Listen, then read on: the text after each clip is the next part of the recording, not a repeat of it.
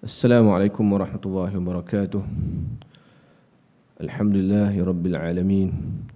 Alhamdulillahi nahmaduhu wa nasta'inuhu wa nastahdihi wa nastaghfiruh wa nu'minu bihi wa natawakkalu alayhi wa na'udzu billahi min shururi anfusina wa min sayyiati a'malina. May yahdihillahu fala mudilla lahu wa may yudlil fala hadiya lahu.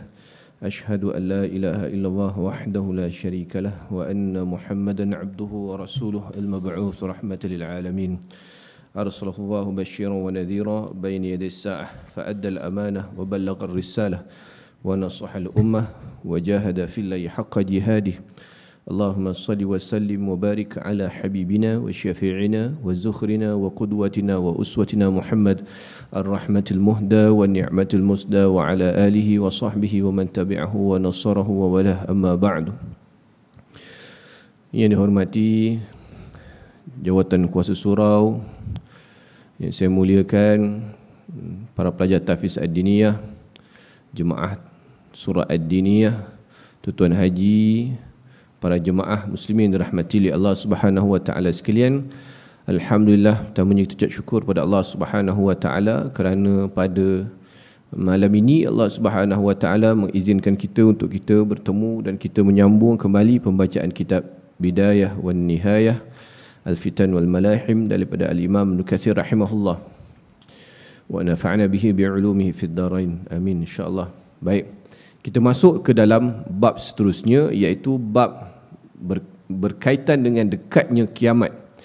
Di dalam kuliah-kuliah kita sebelum daripada ini, kita telah bahas peristiwa-peristiwa yang Nabi SAW sebut akan berlaku menjelang kiamat, yang mana peristiwa-peristiwa ni kita telah baca berlaku sejak daripada selepas kewafatan Nabi SAW, di zaman Abu Bakar, Umar, Osman, Ali, fitnah yang berlaku di zaman mereka.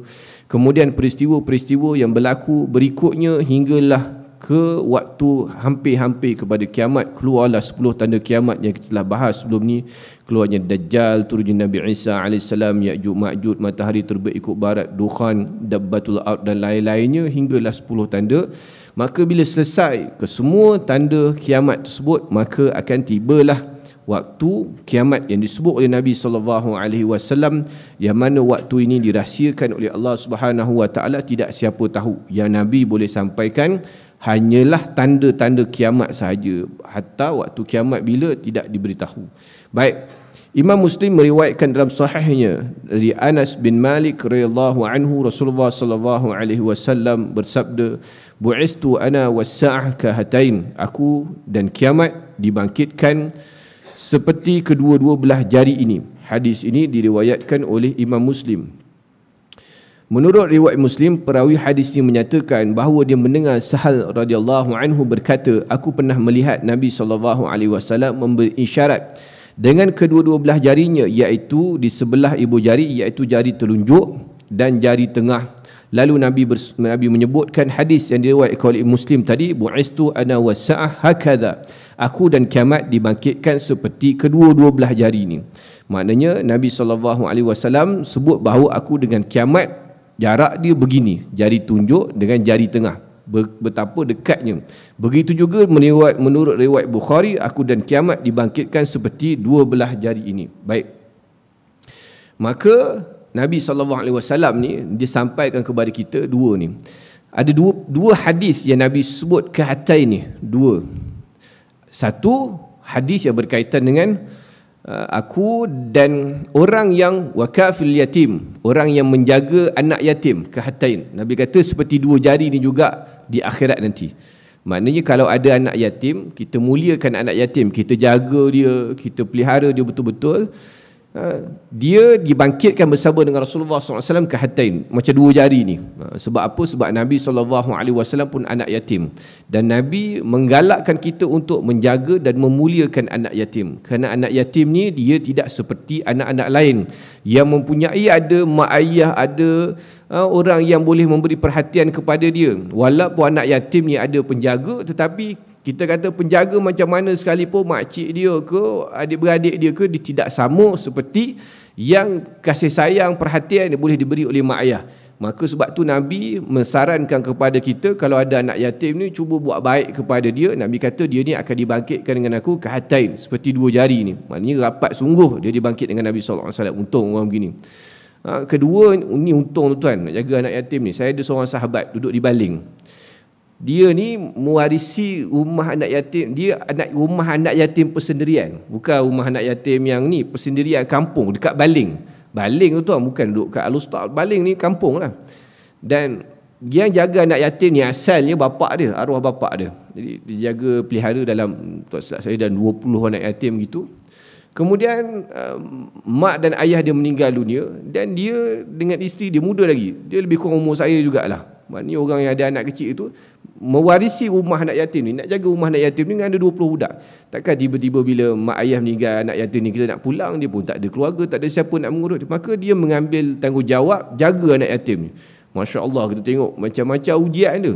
Dengan tanah tu sewa, kemudian tuan rumah nak ambil pula tanah tu, kemudian bangunan yang ada sedia ada pun, rumah papan tu tuan, rumah papan 2 tingkat besar jugalah dijadikan rumah anak yatim.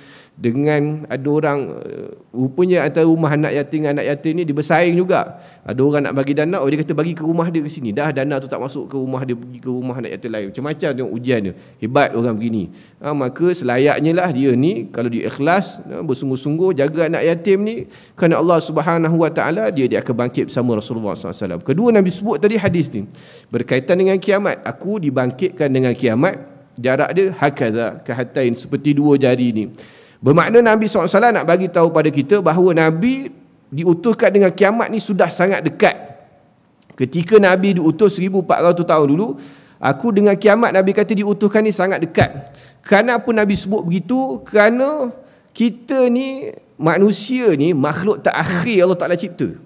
Lepas dah ada segala bumi, bintang pun semua ni, dah ada planet ni, kemudian atas muka bumi ni dah hidup hidupan lain. Binatang yang ada atas muka bumi ni hidup lebih lama daripada manusia. Ada binatang-binatang prasejarah. Apa dia? Antaranya dinosaur tak cerita, tak ada hari ni. Ada pun dekat Toys R Us tu yang duk main-main budak-budak tu. Ni binatang lama. Apa dia? Kura-kura. Kura-kura binatang lama, atau binatang yang dah hidup lama. Buaya, binatang yang lama. Gajah, binatang lama. Ni binatang yang dah hidup sebelum zaman manusia lagi, prasejarah. Tok nenek dia dah ada atas muka bumi ni. Kita ni last sekali baru Allah Ta'ala cipta kita manusia. Baru last sekali dah cipta semua, baru Allah Ta'ala cipta manusia. Dah ada semua ni.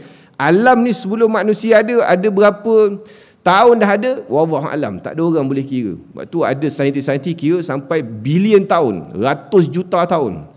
Kerana apa? Kerana maknanya kita kata ratus juta tahun ni, sebab kajian-kajian yang menunjukkan, arkeologi buat kajian apa nama, tulang-tulang dinosaur ni, dia dah puluh juta tahun ke ratus juta tahun.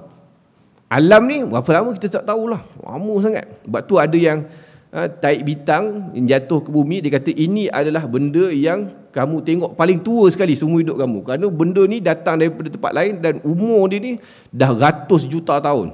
Ratus juta tahun. Setahun pun kita rasa lama, 10 tahun pun kita rasa lama, ni ratus juta tahun. Alam ni dah ada lama, maka kita makhluk terakhir dicipta. Dahlah kita makhluk terakhir dicipta. Daripada kita ni sampai ke Nabi Adam ni berapa ribu tahun lagi. Maksudnya daripada Nabi Adam tu, kita ni umat yang terakhir, last sekali. Mana dalam kalangan manusia sebelum kiamat ni, spesies terakhir ni kita yang diciptakan oleh Allah Subhanahu Wa Taala. Kita ni boleh kata last generation manusia yang dicipta oleh Allah Subhanahu Wa Taala sebelum kiamat. Kita ni lah yang lahir ni. Kerana kita umat Nabi Muhammad sallallahu alaihi wasallam. Diutus Nabi Muhammad sallallahu alaihi wasallam tu sendiri dah merupakan tanda dekat kiamat dah. Kerana apa? Penamat, khatamun nabiyyin, penutup segala nabi-nabi. Tidak ada lagi nabi dan rasul selepas Rasulullah SAW. Maknanya habislah tu, dah habis, last dah, tak ada apa, siri habis dah. Kalau tuan-tuan tengok cerita, dia akan cakap siri, tengok apa? Ni episod akhir, last episod. Maksud dia apa? Tak ada lagi lepas tu, kan? Tuan-tuan tengok cerita apa, siri-siri kan, drama lah apa benda ke. Tuan tengok apa nama, sekarang ni orang duk tengok Disney, Star Wars, apa nama, Obi-Wan Kenobi, duk tengok siri tu. Siri kelima, minggu depan 6. Habis tu, maknanya habis lah. 6. Kita ni Nabi terakhir, Nabi Muhammad SAW, Nabi terakhir. Maknanya lepas ni tak ada dah. Dan Nabi SAW sebut dalam hadis yang kita baca ni tadi, ana wasa'ah hakadha, aku dengan kiamat seperti dua jari ni. Dekat sangat kita dengan kiamat. Dan kita ni pula dahlah hidup manusia terakhir daripada Nabi terakhir. Dan Nabi SAW dah tinggalkan kita 1400 tahun. 1400 tahun, bukan 100 tahun, bukan 14 tahun. 1400 tahun Nabi dah tinggalkan kita. Jarak terlalu jauh dengan kita. Maka kita masih merasakan kiamat ni jauh lagi. Itu pemikiran yang meleset lah. Kalau kita tengok hari ni pun tuan-tuan, kalau tuan-tuan baca surat khabar minggu lepas, Kosmo ke, Berita Harian ke, Sinar Harian ke, tuan-tuan tahu tak, mereka bukan satu dunia menjangkakan tahun 2022, 23, 2025 akan berlaku kemarau panjang seluruh dunia. Akan berlaku kemarau panjang tahun 2025. Ni tuan-tuan boleh tengok. Tuan-tuan boleh tengok dah ada research dah daripada WWF. Bukan WWF World Wrestling Federation tu tak, WWF World Wildlife tu yang duk jaga alam sekitar ni dah buat research dah. Memang 2025 dijangkakan akan berlaku kemarau panjang seluruh dunia. Dan Malaysia pun dah buat kajian dah. Kalau tak saya baca Sinar Harian minggu lepas, dia kata lembah Kelang kita ni kalau berlaku kemarau panjang 2025 tu cuma boleh bertahan air kita 8 bulan. Itu pun kalau tak ada kilang sawit duk tuar racun lah, paip pecah lah apa, 8 bulan boleh bertahan. Mana orang dah start buat kajian begitu dah tuan-tuan, 2025. Bila berlaku kemarau panjang, maka akan berlaku krisis makanan. Kerana tumbuh-tumbuhan tak boleh nak tumbuh, binatang-binatang ternak pun akan terbantut, membiarkan mereka dan sebagainya. Bila berlaku kemarau, dan juga berlaku krisis makanan, kita kata jauh lagi kiamat. Tuan-tuan kena ingat hadis yang kita pernah baca sebelum ni. Nabi SAW sebut dalam satu riwayat bahawa sebelum Dajjal muncul, tahun-tahun sebelum Dajjal muncul, Allah Subhanahu Wa Taala akan tahan hujan. Ada hadis kursi, Allah Ta'ala bagi tahu, wahai hujan, berhentilah. Tahun ni kamu cuma turun 2/3 daripada biasa. 3 tahun sebelum, 2/3. Mana hujan turun kurang sikit daripada biasa. Tahun kedua, hujan turun 1/3 daripada biasa saja. Suku saja hujan turun. Dan tahun ketiga, hujan tak turun terus. Ini akan berlaku kemarau teruk. Dan selepas daripada itu, barulah akan berlaku kemunculan fitnah Dajjal. Logik lah. Kerana pada waktu itu manusia akan berada dalam keadaan kelaparan, kebuluran dan sebagainya. Barulah Dajjal datang bawa kesenangan pada umat ketika itu. Siapa yang ikut Dajjal akan dapat makanan, akan dapat kesenangan dan sebagainya. Berlaku fitnah Dajjal ketika itu. Kalau kita baca balik hadis ni, saya waktu baca surat khabar tu kita rasa berderau dah. Kita pun duk, kalau boleh tak nak hidup zaman Dajjal ni. Tapi kalau kita rasa nak nafikan lagi, macam dah tak boleh nak nafi dah. Kerana tanda-tanda tu kita dah baca sebelum ni. Hampir semua tanda yang Nabi sebut dalam hadis, semua dah ada di zaman kita. Kita tinggal tunggu masa sahaja lagi. Dengan keadaan politik dunia pada hari ini, dengan keadaan penyakit yang ada, dengan keadaan krisis makanan. Krisis makanan belum kemarau lagi, tapi dah mula hari ni tuan-tuan. Kita pun tahu ayam bermasalah, bekalan telur ayam masalah, harga gandum akan jadi masalah, nanti bekalan gandum jadi tak cukup. Semua ni tuan-tuan, dia dah mula ke arah hujung zaman. Dia tidak akan jadi lebih baik daripada ini kerana kita menuju kiamat. Nabi SAW sebut, sayati alaikum zaman alladhi ba'dahu syarrum minhu hatta talqaw rabbakum, akan datang pada satu kamu zaman alladhi ba'dahu syarrum minhu, keadaan lebih teruk sampai kamu bertemu dengan Tuhan kamu. Hadis ini kita telah baca banyak kali. Maka kita jangan berharap zaman lepas ni akan jadi lebih baik. Tidak tuan-tuan, zaman akan jadi lebih mencabar kerana kemuncak kepada fitnah yang akan berlaku pada umat Nabi Muhammad SAW adalah fitnah Dajjal. Dan selepas daripada itu barulah berlaku zaman yang lebih teruk daripada itu. Hujung sekali lepas kita dah baca semua tanda tu akan berlaku kiamat. Kita pun tuan-tuan duduk di zaman ni, zaman yang kita sebutlah hadis yang kita pernah baca di awal-awal pengajian kita.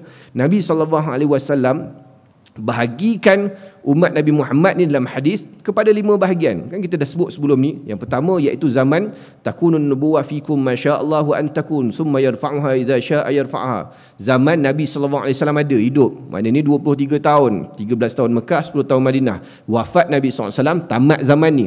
Summa takunu khilafah ala minhajin nubuwah. Kemudian diganti dengan zaman khilafah ala minhajin nubuwah, iaitu zaman khulafa ar-rasyidin. Abu Bakar, Umar, Uthman, Ali Bahkan sebahagian ulama seperti Imam Ibn Katsir dalam kitab ni campur Sayyidina Hasan selama 6 bulan.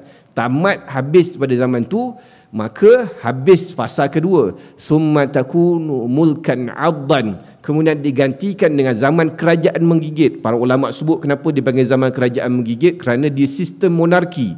Mula sistem monarki, bapa turun anak, turun cucu, turun cicit. Bila Sayyidina Hasan menyerahkan kekuasaan kepada Muawiyah bin Abi Sufyan, mula dinasti Bani Umayyah. Lepas Bani Umayyah, Bani Abbasiyah, kemudian Bani Osmaniyah. Habis Bani Osmaniyah 1924, summa takunu mulkan jabriyah. Kemudian digantikan dengan zaman kerajaan zalim. Kerajaan zalim ni kenapa? Kerana khilafah dah habis. Tak ada siapa yang nak membela umat lagi. Kemudian umat Islam dizalimi. Kita tengok umat Islam mula dibunuh di Palestin, di Syria, di Yaman, di Afghanistan, di Iraq. Mana lagi tuan-tuan? Di China, di Uyghur, di Myanmar. Satu persatu negara umat Islam dibunuh dan ditindas. Ni zaman ni kita ada ni, mulkan 'addan. Thumma takunu khilafah ala minhajin nubuwah. Yang terakhir Nabi sebut akan akhir khilafah macam zaman Nabi ada, iaitulah zaman yang dipimpin oleh Al-Mahdi dan juga Nabi Isa alaihissalam. Zaman ni zaman dah aman dah tuan. Zaman ni Dajjal pun dah habis, Ya'juj Ma'juj pun dah habis. Kita duduk di zaman yang keempat ni, tuan-tuan sedar pun tidak, dah dekat 100 tahun tuan-tuan. 1924 khilafah jatuh, 24 genap 100 tahun khilafah jatuh. Mana kita pun bukan kejap dah zaman dengan khilafah, dah 100 tahun. Bahkan ramai di antara kita yang tak kenal pun khilafah, kerana lahir dah tahun 80-an, 90-an, 2000, dah dekat 100 tahun dengan khilafah dijatuhkan. Maka kita masih merasakan kita ni lambat lagi. Tidak tuan, kita berada di kemuncak, dekat-dekat dengan huru hara akhir zaman, dekat-dekat dengan kiamat ni. Maka kita kena buat persediaan lah tuan. Jangan kita duk fikir, boleh kita nak fikir dunia ni tuan, tapi tak payah terlalu sangat lah. Tak payah terlalu sangat. Satunya ialah sebab mati itulah. Yang keduanya, kita ni tak tahu berapa lama ni. Saya ada seorang kawan, dia ni fikir panjang juga lah dia ni. Dia ni dulu ejen insurans, bagus insurans. Lepas tu dia jumpa saya sebelum puasa tu, dia kata, "Ustaz, saya tak jual insurans Ustaz." Dia cakap, "Kenapa pula tak jual insurans?" Dia kata, "Tak jual takaful." Dia kata, "Kenapa tak jual takaful?" Dia kata, "Kita ni dekat kiamat," dia kata, "akan berlaku peperangan dekat-dekat kita ni," dia kata. Bila dekat berlaku perang, dia kata, siapa nak tanggung takaful apa semua ni, berlaku perang tu negara. Dia kata, logik juga, tapi dia ni fikir jauh sangat dia ni, sampai tak nak buat begitu kan. Dia fikir, tapi kita meraihkanlah pandangan dia tu. Dia kata, betul juga, memang betul pun tuan-tuan. Kita pun tak tahu keadaan semasa kita ni bagaimana kan. Dan kalau tuan-tuan tengok keadaan hari ni, keadaan yang tidak boleh jangka tuan-tuan. Zaman yang tidak boleh jangka. Tuan-tuan tengok zaman Covid itu pun kita tak boleh jangka. Jadi begitu hingga lumpuh ekonomi, hingga negara ada yang bankrupt. Sri Lanka sekarang mengalami bankrupt teruk tuan-tuan. Kemudian perang pula di antara Rusia dengan Ukraine ni yang menjejaskan dunia. Dan tuan-tuan tahu perebutan kuasa di Laut Cina Selatan ni pun satu benda yang serius juga tuan-tuan. Kita ni duk relax, duk gaduh benda lain, duk gaduh gunung jerai, duk gaduh benda tu. Padahal benda sekitar kita ni yang sedang berlaku ni kritikal tuan-tuan. Ni kita berada di fasa akhir zaman ni. Tuan-tuan cuba follow apa berita yang berlaku di Laut Cina Selatan. Cuba tengok perkembangan terkini, apa yang berlaku kat sana. Kita akan rasa macam, kalau jadi betul-betul. Ni dia acah-acah dah jadi tuan-tuan. Ada orang ni lepas peluru sikit tak kena, orang ni lepas peluru sikit tak kena, yang ni datang main dekat sikit, yang ni patah balik. Acah-acah tu dah ada. Tinggal dia tak betul-betul bertempur lagi tuan-tuan. Bertempur Amerika Syarikat dengan New Zealand dengan apa semua, armada laut mereka ni, kapal-kapal perang mereka ni, warship mereka ni semua ada dekat area kawasan-kawasan Laut Cina Selatan ni tuan-tuan. Dah buat apa mereka duduk kat sini tuan-tuan? Buat apa mereka duduk kat sini? Kalau mereka tak tahu bahawa benda ni akan ada suatu benda yang besar akan berlaku. Saya dah sebut kat sini, saya jumpa dengan duta Iran. Dekat sini duta Iran KL ni. Sebab dia tolong saya keluar daripada Afghanistan itu, kita jumpa dia. Salah seorang sahabat saya tanya, dia kata, apa pendapat Iran, adakah Amerika Syarikat akan datang balik semula ke Afghanistan? Duta Iran ni, nama dia Ali Asghar Muhammadi. Dia ada kat sini. 2 kali jumpa dia, 2-3 minggu lepas pun jumpa lagi. Dia kata, kau tak payah risau pasal Afghanistan ni. Kau risau tempat engkau ni, dia kata. Kau risau tempat engkau ni. Kerana tempat engkau ni akan berlaku peperangan dekat Laut Cina Selatan. Ni bukan pegawai tukang putus state tuan-tuan. Ni duta. Duta ni dia dapat maklumat daripada siapa? Daripada intelijen ni. Dia orang ni duduk sebagai diplomatik tuan-tuan. Maklumat semua dalam dia. Dia bagi tahu gini, maknanya dia bukan cakap kosong tuan. Dia bagi tahu kita, maknanya kita ni bukan duk main relax saja-saja tuan. Kita berada di waktu yang kita pun tak tahu apa akan jadi di masa hadapan. Lebih-lebih lagi dekat-dekat dengan kiamat ni.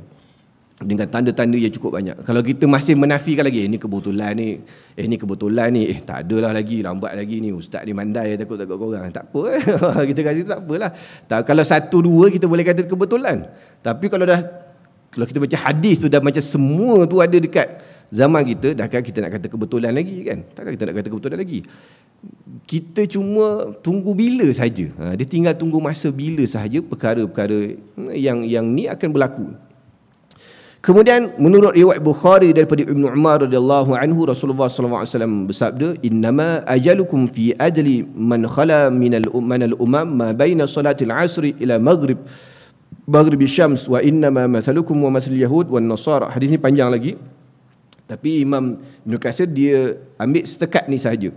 Sesungguhnya ketentuan umur bagi kamu, yakni umat Nabi Muhammad sallallahu alaihi wasallam, dibanding dengan umat terdahulu sebelum kamu adalah seperti jarak waktu antara solat asar dan terbenamnya matahari. Maknanya dia waktu yang tidaklah berapa panjang sangat dan tidak terlalu pendek juga umat Nabi Muhammad ni. Kerana Nabi bagi perumpamaan dia antara solat asar sampai terbenam matahari. Maknanya solat asar matahari ni, asar masuk 4.44, maghrib masuk 7.24, lebih kurang begitulah kan, 4.44, 7.24. Maknanya ada 4, 5, 5, 6, 5, 7, lebih kurang 3 jam gitulah, ada 3 jam. Maknanya taklah terlalu panjang sangat, tak terlalu pendek. Kerana waktu pendek ni adalah waktu di antara maghrib dengan isyak, paling pendek sekali. Waktu subuh pun taklah panjang sangat. Waktu panjang waktu isyak. Kalau Nabi kata perumpamaan kamu adalah seperti waktu isyak sampai subuh, panjanglah umat kita ni. Tapi Nabi sebut bahawa dia adalah di antara solat asar dengan solat maghrib. Maknanya waktu dia tidaklah terlalu panjang berbanding dengan umat-umat terdahulu daripada kamu, di antara kamu dengan umat Yahudi dan Nasrani. Hadis ni panjang tuan, dan saya baca hadis ni di beberapa riwayat, dan para ulama berdasarkan hadis ni lah dia buat ijtihad tentang berapa lama umur umat Nabi Muhammad sallallahu alaihi wasallam ni kan.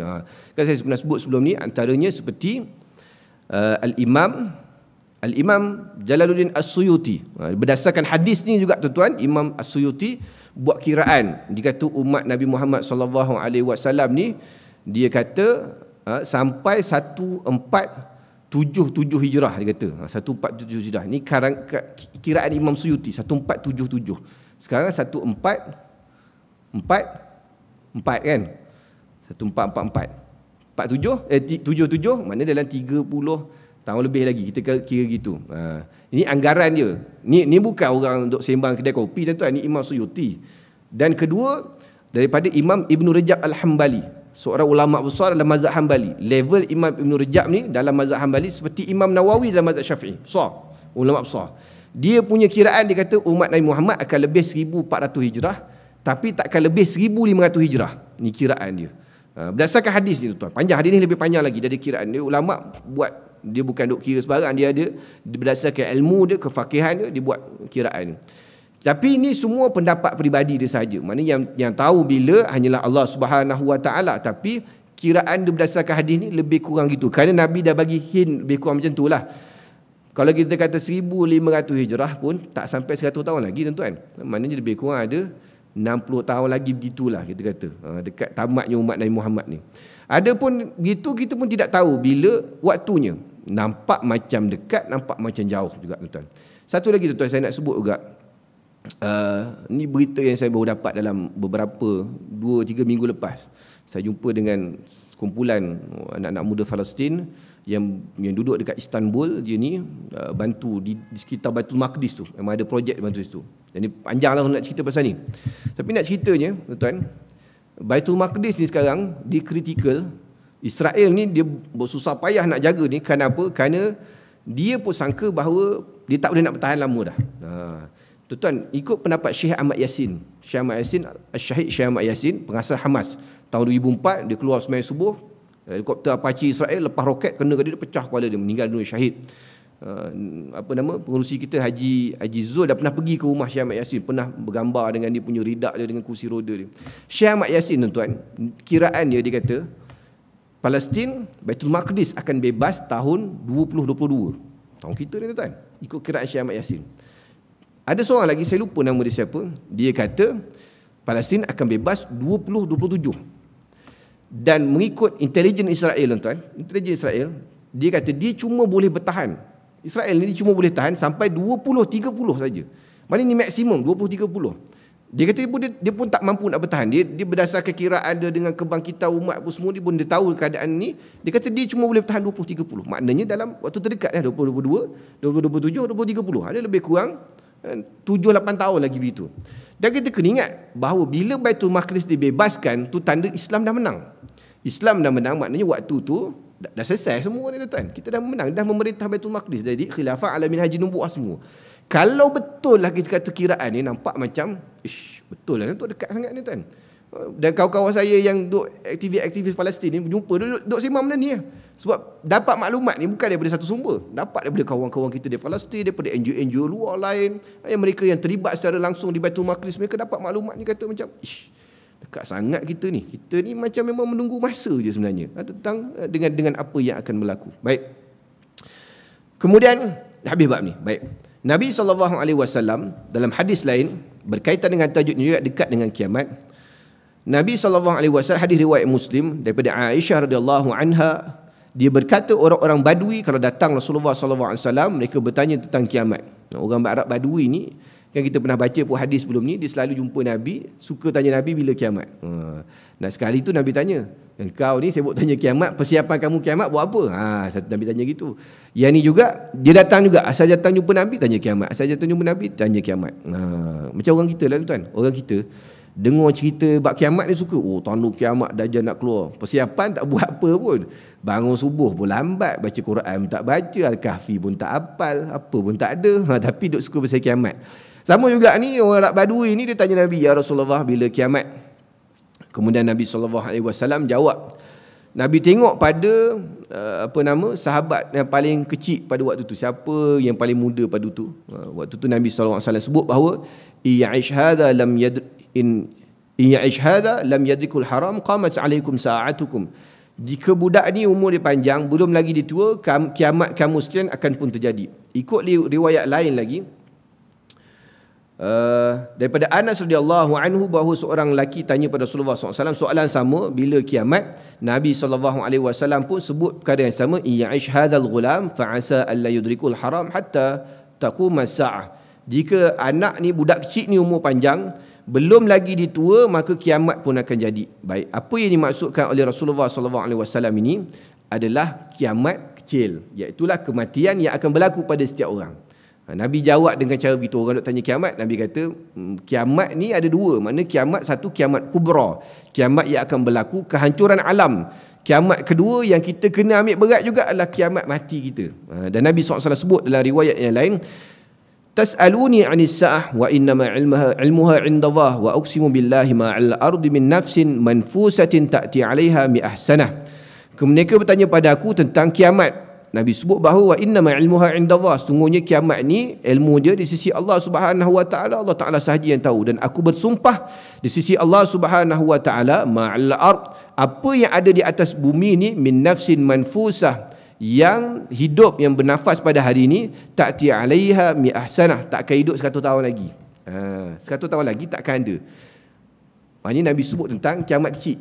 Kita ni, kita kata ambil contoh apa yang Nabi SAW sebut gini. Orang tanya pada Nabi bila kiamat, Nabi duk cari siapa paling muda kat sini. Siapa paling muda? Umur apa? Umur apa? 13. 13. Paling muda ni 13. Kan ada lagi muda? Kan ada pakcik-pakcik belakang yang muda lagi? Tak ada dah. Dia lagi muda. 13 kan? Ketiga. Tengok belakang tu paling muda apa? Umur apa? 10 tahun. 10 tahun tambah 100 tahun lagi. 110 tahun. Belum tentu ada. Orang gini kita tak sampai 110 tahun. Jarang lah tuan-tuan. Adalah sekali saya pergi Kuala Tahan, jumpa makcik tu 107 tahun. Itu pun dah tak larat dah terlantar dah 107 tahun. Pun tak tahulah betul ke tak 107 tahun tu. Orang dulu main kira-kira kan, tak betul. Tapi 100 tahun ni jarang, umat Nabi Muhammad ni jarang. Ni kita kata 10 tahun, 110 tahun. Tak ada. Saya 134 tahun lagi cerah tak ada. Ustaz Faizal 50, kan? 150 lagi macam tak ada 100. Mana nak kata 100 tahun lagi memang kita semua tak ada. Tak ada. Mana tak payah nak sibuk pasal kiamat. Kiamat ni di dalam ketentuan Allah Subhanahu Wa Taala, Allah Taala saja tahu bila. Tapi kiamat yang kita juga kena ambil tahu adalah bila akan mati kita. Mati kita.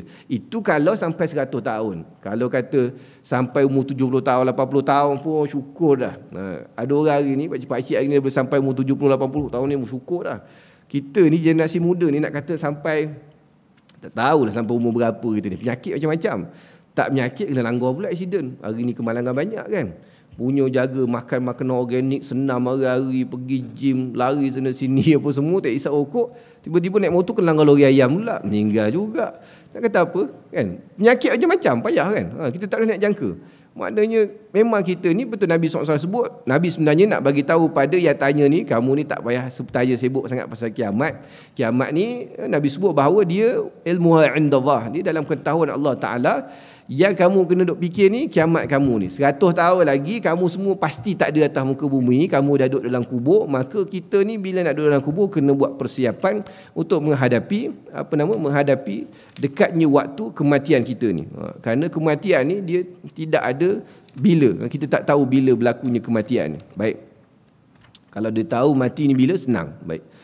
Maksudnya barang siapa meninggal dunia, kata Imam Ibn Katsir, bererti dia sudah boleh disebut mengalami kiamat. Ini kerana alam barzakh kubur itu hampir sama suasana dunia, hanya sahaja ia lebih mirip kepada alam akhirat. Duduk dalam kubur dia belum akhirat lagi. Dia alam barzakh. Barzakh ni adalah pembahagi, pembeza, tembok di antara alam dunia dan alam akhirat. Kita boleh kata dalam kubur ni dia alam transit. Dia persinggahan. Sebab tu Sayyidina Osman bila melintasi kubur dia menangis. Sahabat-sahabat tanya, kamu ketika Rasulullah sebut pasal akhirat, pasal syurga neraka, kamu tak berapa nak nangis sangat. Tapi bila kamu lalu kubur, kamu sebut pasal kematian, kamu menangis teruk sangat. Kenapa? Sayyidina Uthman kata, aku dengar Nabi sebut bahawa barzakh ni, kubur ni adalah tempat hentian pertama kita. Kalau barzakh ni senang, maka lepas tu lebih senang. Tapi kalau barzakh ni pun dah sangkut, tak lepas lagi, maka lepas daripada tu dia akan jadi lebih susah lagi. Maka kita ni duduk dalam kubur pun kita tak tahu berapa lama. Lama kita duduk dalam kubur ni, tuan. Boleh jadi orang yang duduk dalam kubur ni lebih lama daripada orang hidup atas dunia. Orang yang duduk dalam kubur, kita katalah orang yang dulu terlibat dalam perang dunia pertama, hidup perang. Orang yang pergi perang dulu zaman muda-muda, tuan, kalau tuan baca umur 18, 19, mati umur 20 kita kata. Dia hidup 20 tahun je atas muka bumi. Dia dah duduk dalam kubur sampai ke hari ni berapa tahun, tuan? Perang dunia kedua dah habis, perang dunia pertama habis kat 100 tahun, tuan. Mana 100 tahun dalam kubur. Nak tunggu kiamat bila? Tak tahu bila. Kubur ni lebih panjang daripada hidup atas dunia. Sebab tu Nabi SAW sebut bahawa dia adalah kiamat kecil. Kerana dalam kubur ni pun dah dahsyat dah. Dia mirip kepada akhirat. Dia macam dunia, tapi dia mirip kepada akhirat. Mirip kepada akhirat ni maksud dia dah mula mengalami azab, iaitulah azab kubur, dan dia mula melihat tempat dia, sama ada dia boleh nampak daripada raudatun min riyadil jannah, kubur dia jadi taman-taman syurga, ataupun kubur dia jadi lubang-lubang daripada lubang api neraka, dan mula dia azab. Sebab tu kita kata dia dah jadi pra. Kalau kita dalam kubur dalam keadaan kita hidup dengan amal soleh kita dalam kubur, maka kita jadi orang yang selamat. Yang akan temankan kita dalam kubur ni adalah amal soleh kita. Tapi kalau dalam kubur kita dengan tak buat persiapan menghadapi matinya, tiba-tiba mati, maka kita tak payah duk sibuk pasal kiamat. Betul tu lah. Yang dalam kubur ni, malaikat yang tukang melasah kita dalam kubur ni, kalau kita baca kisah malaikat ni, Allah Akbar, kita baca tu pun seram dah. Tak boleh nak bayang lah. Kita duk bayang cerita-cerita Mat Saleh, Predator lah, Jurassic Park lah, apa benda ni, kita bayang pelik-pelik ni. Tu semua kita yakin tak boleh lawan malaikat dalam kubur ni. Ni malaikat yang memang dia punya tugas khas tukang melasah orang. Soal tak lepas belasah. Ni. Dan suara dia kita baca sampai bunyi dia seperti halilintar, petir yang sangat kuat. Dan dia pekak dan tuli dia tidak dengar, buta dan tuli dia tak nampak pun orang. Dia belasah tu dia tak dengar kita raungan jeritan kita dalam kubur tu. Allah Akbar. Dalam kubur ni, kita baca kisah mati ni, kita rasa macam Takutnya mati. Takut mati tapi hidup je gitu juga kan. Orang kita ni. Tengok orang mati, dahsyat mati sekubur menangis. Tapi besok buat balik perangai sama. Dia orang kita gitulah manusia ni, sebab tu kena dengar tazkirah hari-hari. Duk tengok orang mati ni, Allah Akbar, sedih apa semua ni, habis dah ni kena azab. Tengok surat khabar cerita, baca mastika pula ada orang kena pelik dengan kubur apa semua kan. Tengok pula tanah kubur lagi lah, mati muka hitam semua, Allah dahsyat. Tapi perangai gitu juga kita hari ni.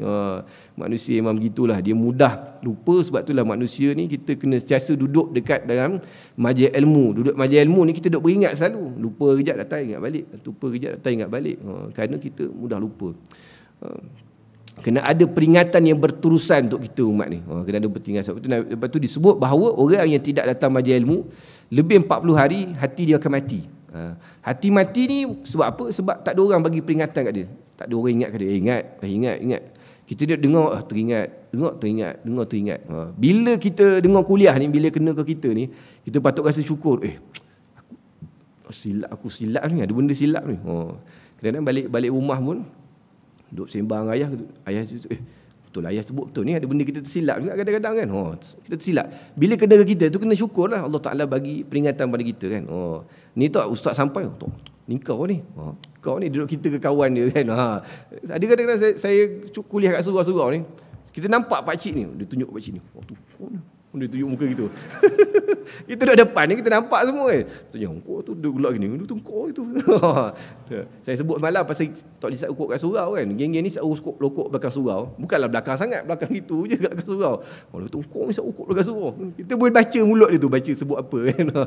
Jangan gitu, biar kena teguran tu, biar kena kita supaya kita jadi orang yang lebih baik. Ni Allah Taala tegur ni biar kita nak jadi baik ni, tegur ni. Teguran ni sampai kita duduk manja ilmu supaya teguran jadi baik. Kita dengar, betul, kita kena ubah diri kita, baiki sikit. Kemudian apabila waktu yang ditetapkan untuk dunia ini telah habis, maka Allah Subhanahu Wa Taala memerintahkan agar kiamat diadakan. Pada waktu itulah Allah Subhanahu Wa Taala mengumpulkan semua umat manusia dari sejak generasi yang paling pertama sehingga yang terakhir. Mereka semuanya dikumpulkan untuk memenuhi janji pada hari yang ditentukan, sebagaimana yang akan diterangkan lebih lanjut nanti berdasarkan Al-Quran maupun Sunnah. Hadis selepas daripada tu nanti kita akan baca dalam bab seterusnya, iaitulah waktu kehancuran ni. Waktu kehancuran ni macam mana Allah Subhanahu Wa Taala akan mengarahkan malaikat Israfil untuk meniup sangkakala. Ini kita akan bahas lebih panjang dalam kuliah akan datang. Bila ditiup sangkakala, ada riwayat kata 2 kali, ada riwayat kata 3 kali. Dalam kitab ni sebut 3 kali, maka akan berlakulah kehancuran alam dan juga dibangkitkan semula manusia, dan manusia ni akan dikumpulkan sejak daripada manusia pertama yang dicipta oleh Allah Subhanahu Wa Taala sampai manusia yang terakhir hidup atas muka bumi menjelang kiamat nanti. Dan semua sekali bukan sekadar manusia, bahkan jin. Kerana jin pun mukallaf juga. Jin pun akan dihisap di hadapan Allah Subhanahu Wa Taala. Kerana jin pun kena semayang juga. Jangan kita ingat jin ni tak semayang apa semua. Jin ni daripada percikan api. Syaitan tu, iblis tu daripada api, daripada nar, daripada api. Jin ni daripada percikan api. Jin ada yang Islam juga, ada yang baik, mukallaf. Dia mukallaf. Ada yang nakal-nakal juga. Jangan kata kita kata bantai semua jin jahat. Tak, ada jin baik juga kan. Dah manusia semua baik. Tak agak, manusia jahat lebih daripada jin pun ada kadang-kadang. Jin ni dia kacau orang gitu je, nakal-nakal ni duk main lampu, duk tarik kaki kita tengah tidur. Kita tengah ni dia jentik kita, telinga kita kan. Dia ada kacau-kacau gitu, main lampu apa semua. Tapi orang jaga dahsyat kan. Dia ada jin Islam, ada. Sebab itulah biasa dengar cerita kan. Imam baca semayang 2 orang belakang. Amin. Macam semayang Jumaat ramai. Lari imam. Lari imam tu. Dah pening jin tu, dah macam mana pula ni, kita imam pula lari kan. Saya ingatkan lawak ni cerita orang Melayu dia. Saya tengok cerita Arab pun ada lawak dia juga rupanya. Orang ni dia naik unta ke naik kereta sampai berhenti padang pasir, perjalanan jauh. Dia semayang di padang pasir seorang diri. Dia buat amin tengah padang pasir, ramai orang. Ingat lawak ni orang Melayu, orang Arab pun itu juga Arab lawak ni rupanya. Memang ada kes-kes begitu kerana adanya jin Islam, dan jin ni juga kita sebut dalam kitab ni bahawa dia akan dihimpunkan di padang mahsyar juga, dan dia akan dihisap di hadapan Allah Subhanahu Wa Taala juga. Jin ni panjang perbahasan dia. Kalau kita baca kitab Aqidatul Mukmin, dia ada perbahasan tentang jin ni. Jin ni dia sama macam kita, cuma kita tak nampak dia. Dan dia ikut mazhab. Mazhab lagi tak sebut. Mazhab dia akan ikut mazhab kita juga, Syafi'i. Maknanya ada juga jiwa Wahabi juga dekat Malaysia ni. Ada jiwa Wahabi juga ada. Jadi mazhab dia ikut mazhab Malaysia, dia ikut Imam Syafi'i, dia buat tahlil juga. Dia pun baca kunut juga kan. Sama juga macam kita jin. Dia ikut mazhab. Bahasa pun jin ikut bahasa kita juga, bahasa tempat. Dia ikut bahasa dan mazhab setempat dalam kitab tersebut. Lepas tu kita ruqyah orang, kita kan jin tu cakap bahasa apa? Bahasa Melayu kan. Ustaz Faizal selalu ruqyah orang, jin tu cakap bahasa Melayu. Kalau jin tu cakap Siam, mana jin ni memang lepas border ni. Lepas border dia tak lalu immigration, kalau hitam ke apa cakap se-Thailand. Ni tuan dia daripada Thailand datang kan. Kalau cerita orang putih, tengok cerita apa nama cerita apa macam-macam lah cerita orang putih kan. Dia mana cakap bahasa Melayu hantu dia. Hantu dia cakap orang putih lah. Duduk negeri orang putih kan. Hantu orang putih tak pakai kain kapan. Dia pakai kot Dracula. Dia ikut tempat dia lah kan. Dia ikut tempat dia lah. Memang betul, memang begitulah jin ni. Dia ikut tempat dan mazhab dia. Dan setiap orang dia ada qarin dia. Qarin ni adalah kembar kita di alam jin. Kembar kita. Mana kita ni ada muka sebiji macam ni. Ada sebiji. Mana ada tahfiz ad-diniyah satu juga bagian ni, bagian jin. Belajar ada jin gitu. Tapi tak semua yang qarin di Islam, tak semua qarin di Islam. Rasulullah SAW qarin dia Islam. Rasulullah SAW qarin di Islam. Kita tak tahu, kita punya kembar ni tak tahu macam mana. Banyak bahasan jin ni. Kerana jin ni pun bangsa yang akan dihisab oleh Allah Subhanahu Wa Taala dekat pada mahsyar. Bukan saja manusia, bukan saja jin, bahkan haiwan juga akan diadili di pada mahsyar. Nanti kita akan bahas panjang. Haiwan juga akan diadili pada mahsyar. Kan kita baca ayat yaqulu ya laitani kuntu turaba tu. Ayat surah An-Naba hujung tu kan. Ayat tu cerita apa? Cerita bila orang kafir tengok binatang-binatang ni dia diadili. Binatang, kambing yang ada tanduk atas dunia, dia menanduk kambing yang tak ada tanduk atas dunia. Dia zalim, dia buli kawan ni. Kemudian di akhirat dia akan dibangkitkan semula. Kambing tak ada tanduk tadi dia bagi tanduk. Tanduk semula kambing yang tak ada tanduk ni. Yang ada tanduk tadi, jadi balas semula. Bila selesai perhitungan begitu, maka dia akan jadi tanah. Dia tak masuk syurga neraka lah, akan jadi tanah binatang-binatang ni. Bila orang kafir tengok begini, yaqulu ya laitani kuntu turaba. Untungnya kalau kita ni pun jadi tanah juga. Macam gitu. Maknanya tak masuk neraka. Tapi kita tidak. Kita lepas kena hisab pada mahsyar, panjang lagi cerita kita. Dan kita ni, Masya Allah. Nanti kita akan bahas panjang mahsyar. Bab mahsyar nanti. Takut kalau baca mahsyar ni. Orang yang faham betul, orang yang faham akhirat, betapa dahsyatnya kiraan akhirat ni, menyebabkan dia akan jadi baik. Orang faham agama, dia akan jadi baik. Kerana dia takut bahawa innallaha azaban syadida. Azab Allah Subhanahu Wa Taala ni sangat dahsyat. Hisaban syadida. Hisab Allah Subhanahu Wa Taala ni sangat detail. Misqala dzarratin khairan yarah, misqala dzarratin syarran yarah. Besar zarah buat baik pun nampak, besar zarah buat jahat pun akan nampak. Semua tu akan nampak sikit-sikit. Bila kita duk baca kisah mahsyar ni, kita rasa macam macam mana ni? Nampak gaya ni payah ni kalau kena hisab ni. Dan hisab tu satu masa nak menunggu hisab tu pun satu penyiksaan. Nanti kita akan bahas. Dah kalau manusia ni daripada zaman Nabi Adam sampai ke sekarang ni, berapa ramai manusia ada? Manusia yang hidup zaman 2022 ni ada 7 bilion. Yang hidup ni 2022 ni 7 bilion. Dah zaman yang hidup 40 tahun lepas, 50 tahun lepas, yang hidup zaman dulu tahun 1800, tahun 1700. Berapa ramai lagi? Berapa lama ni kita nak kena hisap tunggu ni. Nanti kita akan bahas bagaimana keadaan manusia waktu nak tunggu hisap tu, macam mana manusia merayu pada Nabi-Nabi. Kita akan jumpa nanti dalam perbincangan seterusnya. Bahawa kita nak cerita juga bahawa selain daripada kita kena buat persiapan berkaitan dengan kiamat ni, perkaitan dengan kiamat ni kita kena bagi tahu berkaitan dengan Dajjal dan sebagainya, bagi tahu ahli keluarga kita. Kerana kita mungkin sempat dan kita mungkin akan pergi dulu. Tapi generasi yang kita tinggalkan ni, anak kita, cucu kita, kebarangkalian mereka berjumpa dengan zaman ni akan lebih cerah lagi lah nampaknya. Maka kita kena persiapkan mereka ini supaya mereka ini tidak menjadi mengikut Dajjal dengan fitnah Dajjal ni. Kita minta berlindung begitu. Ni pertama. Keduanya, untuk kita juga kena buat persiapan menghadapi sa'ah atau kiamat yang Nabi sebut sebagai kiamat kecil ni, iaitulah kematian setiap orang. Ni pun kena buat persiapan juga. Jangan kita duduk sibuk pasal kiamat besar, kiamat kecil, mati kita tak buat persiapan. Kerana yang kita nak duduk di dalam kubur dan kita akan menghadap ke akhirat nanti, terlalu panjang masa dia, kita pun tak tahu berapa lama kita akan lalui zaman tersebut. Maka kalau kita tidak mempunyai persiapan dari sudut amalan kita dengan ketakwaan kita pada Allah Subhanahu Wa Taala, maka sudah pasti kita mungkin akan gagal dalam perjalanan tersebut. Kerana Allah Subhanahu Wa Taala dah sebut jelas setiap kali khutbah Jumaat, kalau kita tak tidur kita akan dengar wa tazawwadu fa inna khairaz zadi taqwa. Berbekal-bekallah kamu dan sebaik-baik bekal adalah takwa. Kenapa ayat sebut wa tazawwadu? Kenapa ayat sebut bekal? Wa tazawwadu ni bekal.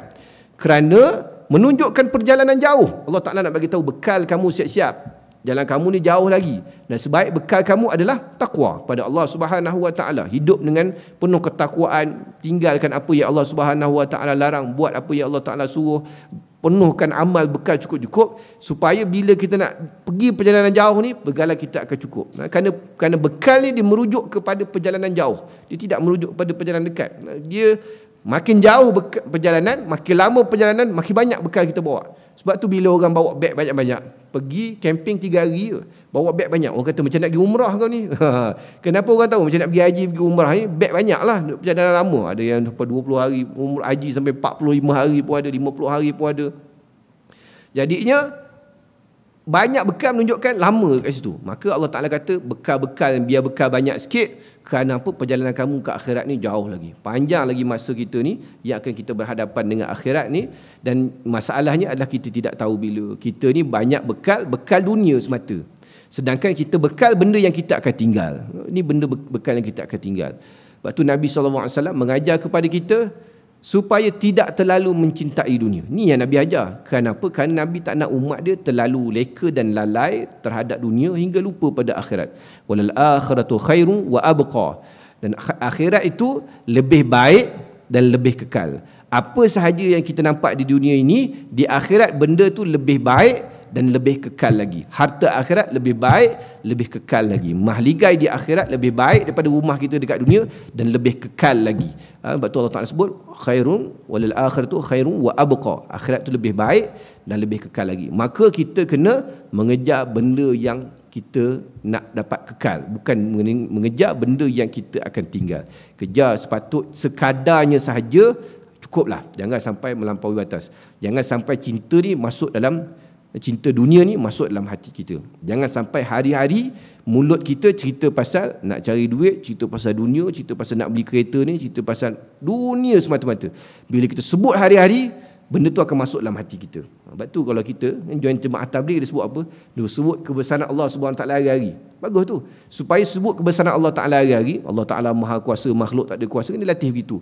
Kenapa? Kerana nak bagi kita dalam hati ni tanam bahawa yang penting Allah Subhanahu Wa Taala, yang kita kejar akhirat. Ni benda ni. Tapi kalau kita duk sebut hari-hari, duk cerita hari ni macam mana nak dapat duit banyak ni, macam mana ni, kalau dia dapat duit banyak tu untuk digunakan akhirat, tak ada masalah, seperti sahabat-sahabat Nabi SAW. Tapi duk fikir nak tukar kereta ni canggih, tunjuk ni, dia bukan tak boleh, tapi kita takut dia masuk meresap dalam jiwa kita banyak sangat sampai kita buat kerja dunia ni lebih daripada kerja untuk akhirat. Kita dunia kerja berjam-jam, keluar pagi gelap, balik malam gelap, waktu hujung minggu macam-macam lah duk cari duit ni, pergi sana pergi sini. Tapi akhirat kita tidak sampai berjam-jam pun. Berapa minit sangatlah semayang kita, berapa minit sangatlah kita duduk di masjid surau, berapa minit sangatlah kita buat amal soleh. Maka dahlah tak berapa minit. Dengan tak berapa minit tu, dengan tak khusyuknya, dengan tak ikhlasnya, dengan lalainya, macam manalah kita kata kita nak jadi orang yang dapat syurga Allah Subhanahu Wa Taala, nak bahagia dalam kubur, nak selamat di akhirat, tapi nampak daripada sudut perbuatan kita ni tidak nampak kepada orang yang menjurus kepada perkara tersebut. Ni satu benda yang sia-sia dia bercakap tapi dia tidak buat ke arah begitu. Baik, wallahu alam. Insya-Allah kita akan sambung pada kuliah pada bulan hadapan. Mudah-mudahan apa yang kita baca pada malam ini dapat memberi nasihat kepada diri kita untuk menjadi seorang mukmin yang lebih baik dan membuat persediaan untuk menghadapi alam seterusnya yang Nabi SAW dah pesan kepada kita. Saya mohon maaf jika ada salah silap dan sebagainya. Aqulu qauli hadza wa astaghfirullahal azim li wa lakum. Assalamualaikum warahmatullahi wabarakatuh.